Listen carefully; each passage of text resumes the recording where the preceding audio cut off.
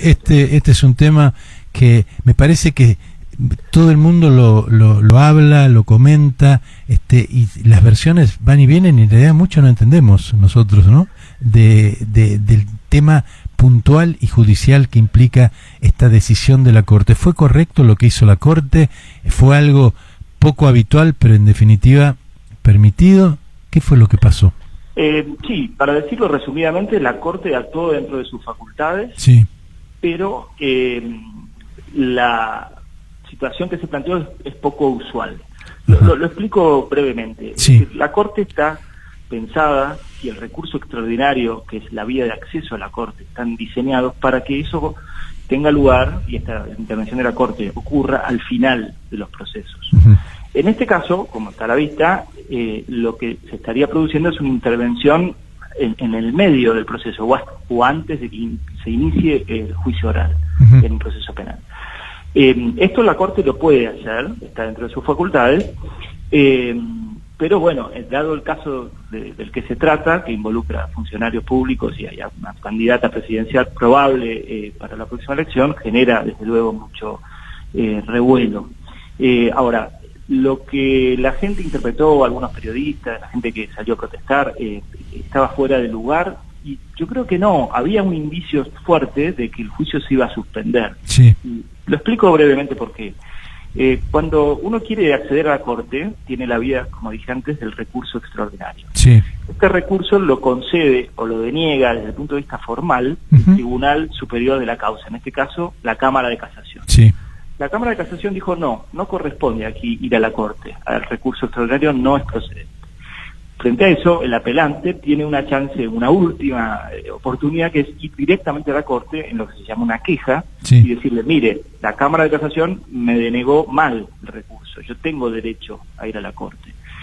Cuando eso ocurre, en el 90% de los casos la Corte rechaza esos pedidos. Ese es el destino habitual de las quejas. En un porcentaje menor, las quejas prosperan, y cuando prosperan, antes de que prosperen, lo habitual es que la Corte pida el expediente principal, que es lo que hizo el otro día.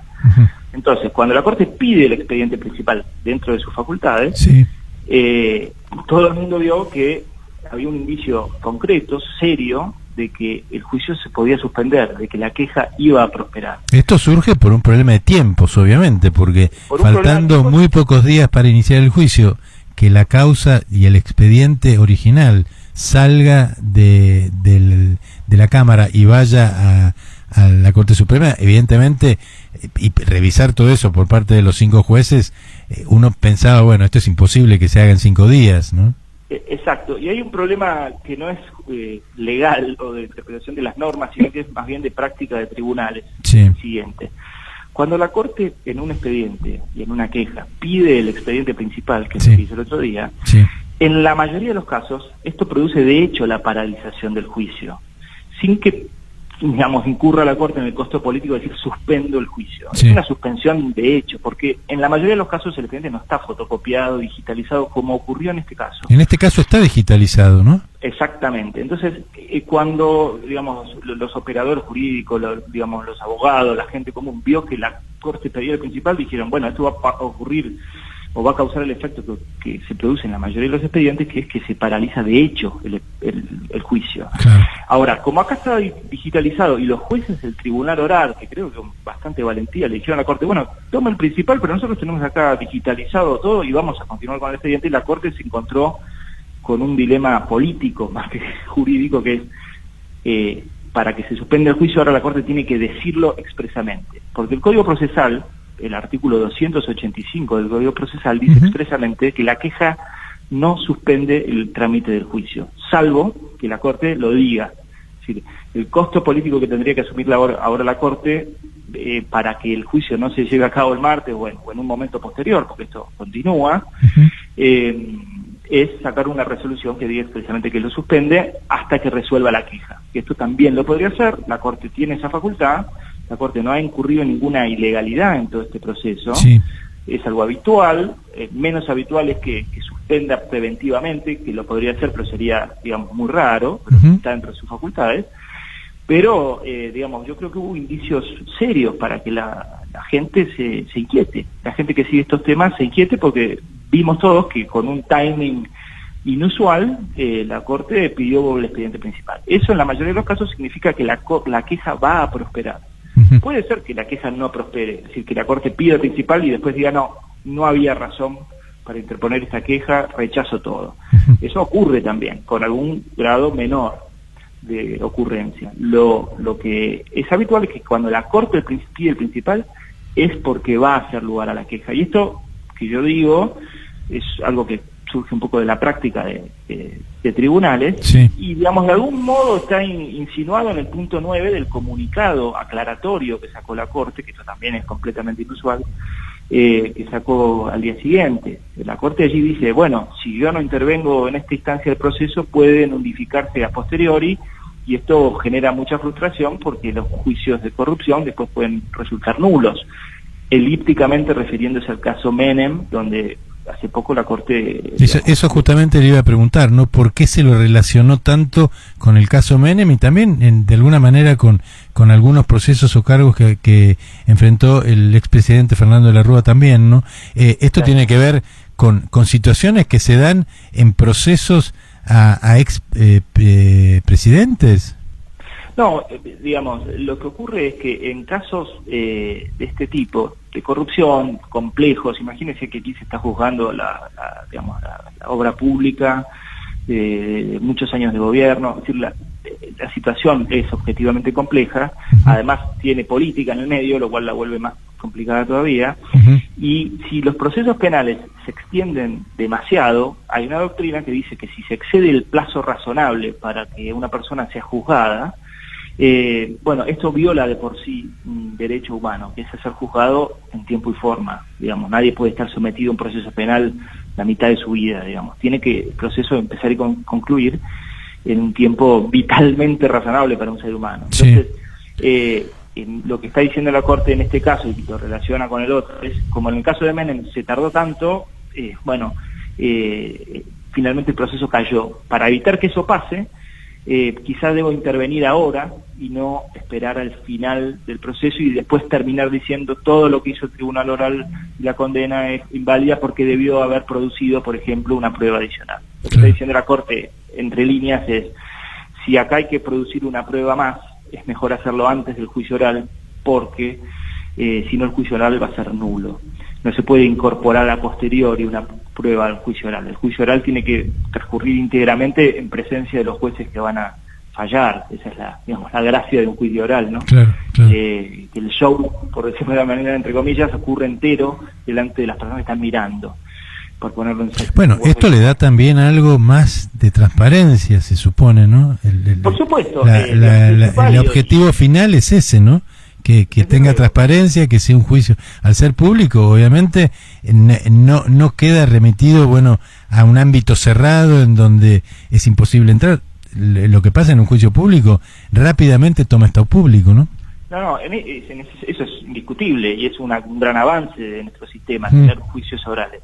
El problema es que, si hay nulidades, excesos en alguna actividad procesal de alguna de las defensas, de pedir pruebas, que son demasiado dilatorias, esto conspira con la necesidad social e incluso de los propios imputados de que el juicio se haga rápido.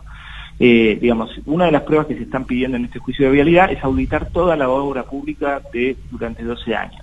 Ese es un trabajo humanamente, es titánico, ciclópeo, claro, inmenso. Entonces, el tribunal oral y la instrucción, el juez Ercolini dijeron, no, esto es una maniobra dilatoria, es una prueba que no tiene sentido porque lo que se juzga son algunos casos de obra pública durante algún periodo. Entonces, si la Corte entiende que esta prueba grande, llamémosle enorme, que pide la defensa, es válida, es necesario tenerla, eso va a generar una dilación, pero es mejor que la dilación se produzca ahora y no dentro de 2 años cuando el tema llegue a la Corte. Eso depende un poco del expediente, yo el expediente no lo leí, tengo la prudencia de no opinar sobre el expediente que no leí, y habrá que ver en el caso concreto si lo que está pidiendo la defensa es válido o no. Y eso lo veremos el día que la Corte resuelva esta queja, que está como digamos, una espada que pende de la cabeza del juicio oral que se va a iniciar, que yo creo que se va a iniciar por ya todo lo que ocurrió. La propia Corte dijo, publicó en su portal el modo en que los periodistas tienen que acreditar. Eso llamó la atención, ¿no? De alguna manera dan de ese indicio la ubicación de los periodistas. Tal vez sea una cuestión, no sé si tan importante, pero sí, si ya expresa en un comunicado eso, es porque da por sentado que el juicio va a empezar. Por supuesto, esto es lo que ha dicho además el tribunal oral, que es hasta ahora el que tiene la posibilidad más concreta de suspender el juicio. El tribunal oral no lo quiere suspender. Entonces, para que la suspensión ocurra, tiene que provenir de una resolución de la Corte que, por estos indicios que mencionamos, pareciera que no va a ocurrir antes del martes. Ahora, usted me pregunta, ¿puede ocurrir esto el mes que viene? Perfectamente. ¿Estaría la Corte haciendo algo que no ha hecho nunca o que está fuera de sus facultades? No, la Corte en muchas ocasiones hace lo que se llama apertura provisoria de la queja. Esto significa suspende preventivamente el trámite de un juicio sin pronunciarse todavía sobre el fondo. Claro. Y por ahí unos meses más tarde sí se pronuncia. Ahora, cuando eso ocurre es que es muy probable que la queja prospere, que el reclamo de la defensa prospere, y digamos, es por eso que muchos políticos, periodistas, quizás no sin tanto rigor técnico, pero con sentido común, dicen, bueno, esto es un paso hacia la impunidad, ¿no? Yo no puedo usar esa palabra, yo no conozco el expediente, pero sí la Corte está dando indicios en el inciso 9 del comunicado, digamos, en este pedido del principal, que le ve color a esta queja. Claro. Ahora, doctor Leonarte, antes de hacerle una o dos preguntitas puntuales sobre lo que va a ser ya el juicio en sí, ¿no? Esta situación que se desata a partir de esta resolución o de esta acordada, porque así se lo llamó, ¿no? De la Corte en un principio, después esta marcha atrás, ¿qué es lo que más le hace mal a la Corte? ¿Lo que hizo o la marcha atrás que dio, seguramente producto de los cacerolazos del otro día, la fuerza de la opinión pública, de los medios, de la prensa, de quienes dicen que por supuesto son los medios hegemónicos los que hacen que la Corte retroceda? Se supone que la Corte Suprema de Justicia de la Nación es la instancia que los 44 millones de ciudadanos tenemos como para confiar en lo que es nuestro sistema jurídico. ¿Qué le hizo peor a la Corte?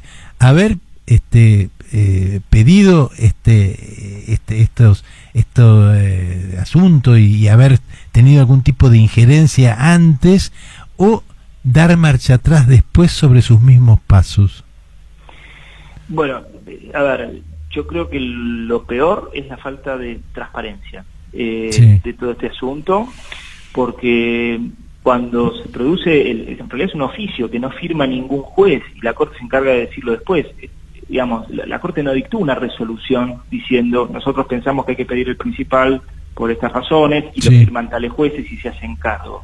Entonces, este es un primer error. No sabemos por qué la Corte tomó la decisión de pedir el principal, quién la pidió, quiénes son los jueces que estaban a favor, quiénes estaban en contra, cuáles son las razones. Esto es gravísimo para un tribunal al que miramos todos, porque, digamos, queda la sensación de que algo oscuro puede estar pasando. Por ahí no lo está pasando, pero, digamos, todos tenemos derecho a pensar, o cualquiera puede tener derecho a pensar, que algo raro pasa, porque no sabemos las razones por las cuales se toman las decisiones. La aclaración posterior, y encima ahí hubo una especie de blooper, porque subieron un comunicado. Sí, primero hubo uno y después finalmente un borrador, diciendo, ojo, que puede pasar esto, es decir, una falta de...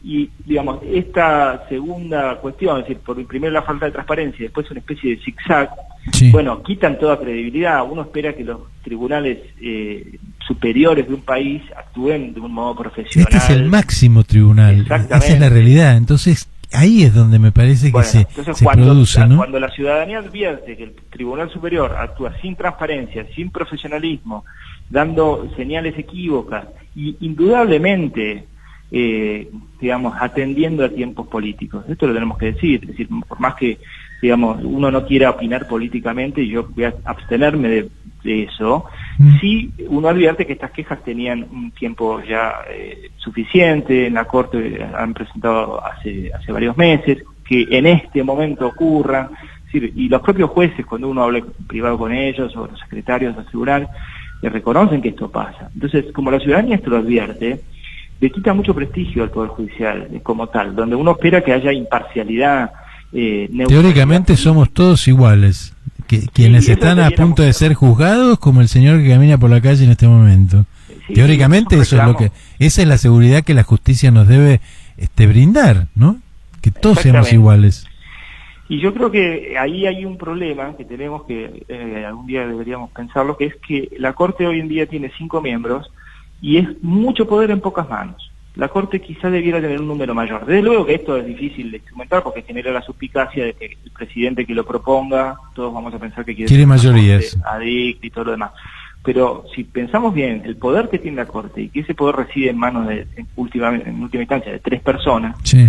Nos damos cuenta que eso es un problema también, porque se presta a personalismos, algo que está pasando en este momento, internas o divisiones personales entre los jueces, y eso se refleja. Una solución a esto, doctor Ollanarte, ¿no sería por ahí que tal como hacemos con los otros 2 poderes del Estado, con el Ejecutivo y con el Legislativo, que la ciudadanía pueda votar a sus jueces? No sé si cada 4 años, como uno vota presidente o como vota senadores y diputados, pero o representantes en los municipios, pero ¿no debería la justicia también presentar listas que se conozca? Porque en definitiva, y esto es real, hay jueces que son, por supuesto, no pueden serlo teóricamente, no pueden demostrar su afinidad mayor o menor con un espacio político o con otro, pero finalmente lo tienen, porque esto se habla siempre, se dice siempre, y bueno, los jueces están como teñidos un poco de color político y de preferencias políticas. A lo mejor el hecho de que también se elija y se renueve cada tanto la Corte por vía del voto no sería una mala idea, ¿no? No, a ver, esto existe en otros países. Bolivia tiene una experiencia en este sentido. Sí. Se generan problemas que uno, digamos, lógicamente puede anticipar. Es decir, el juez que va en una lista tiene que hacer campaña, las campañas salen plata. Si los ponemos a los jueces pierde esa imparcialidad esa imparcialidad que de alguna manera deben tener los jueces, ¿no? Porque la justicia es lo mismo para cualquiera. Finalmente tienen que conseguir apoyo de partidos políticos, piden aportes de campaña, los debates. Digamos, la experiencia de Bolivia, a mi gusto, no vale la pena entrar en detalle, no ha sido muy buena. En Estados Unidos hay distintos sistemas. A veces ocurre que los jueces son designados y luego de un tiempo la ciudadanía puede votar si lo confirma en el cargo o lo remueve. Y en última instancia el problema teórico que plantean los constitucionalistas es: nosotros tenemos el Poder Judicial justamente para tomar algunas decisiones que son antipáticas para la mayoría. Claro. Y en eso reside la garantía de las minorías, los sectores más vulnerables, los que no tienen acceso, los que no tienen voz. Si los ponemos a complacer a la mayoría, esos jueces van a ser menos propensos a dictar fallos impopulares, pero que en definitiva resguardan valores superiores. Uh-huh. Este es un poco el problema y la virtud que tiene el sistema, que en origen es norteamericano, de tener jueces que están aislados de los vaivenes políticos. Ahora, cuando tenemos jueces que pueden llegar a vivir 90 años y quizás han sido designados como ocurrió en el caso de Fait, que creo que fue un gran juez, pero bueno, fue designado por Alfonsín y terminó luego del mandato de Cristina, es decir, muy alejado. Sí, a una edad muy avanzada y muy cuestionado por muchos sectores, no más allá de cuestionado básicamente por el Poder Ejecutivo, ¿no? Por supuesto, pero digamos, muy alejado su legitimidad democrática de origen, si se quiere, del gobierno de Alfonsín con el final de su actuación, ¿no? Claro. El final del gobierno de Cristina. Claro. Eso es un problema también.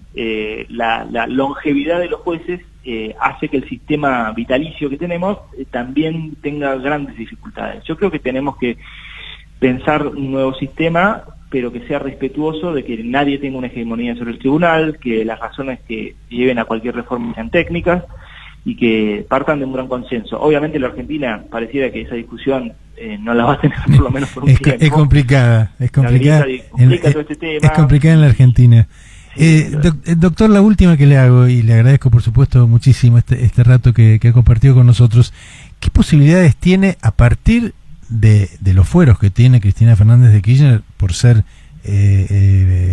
senadora de la Nación, si no va, si no se presenta, decide no presentarse, como hizo en otras oportunidades, no es que no se presentó, pero sí decidió presentar escritos, que supongo yo que estaba contemplada esta posibilidad.